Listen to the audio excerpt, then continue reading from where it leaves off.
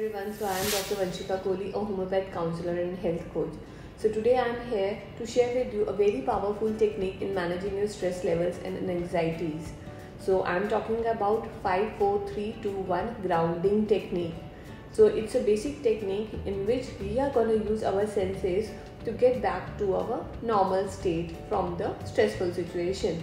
So whenever we are under stress or in the anxiety situation, we get messed up. Our mind gets stuck in a worry of loops.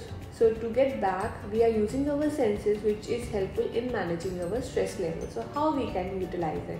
So number one, 5 times you have to see the things in your surrounding. So 5 things, it could be your pen, your any object, wall of your color, plants, or 5 I can say sky or earth. Do it 5 with the 5 things. 4 things you need to touch with your hand, you feel the texture. It could be your clothing, it could be a pen, it could be wood around you, it could be plants, or it could be flower. Try to hear 3 sounds.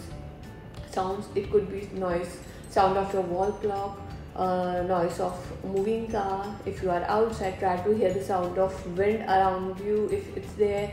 Try to hear at least 3 sounds. In the similar way, try to smell 2 things. Smell is could be of aroma of your coffee or fragrance of your perfume, or go outside and feel the nature of smell of the plants in the nearby surroundings. So try to smell 2 things. In the similar way, try to have 1 thing for taste. It could be a sip of water, it could be any candy, or it could be a cup of tea. So whatever you like, have it 1 time.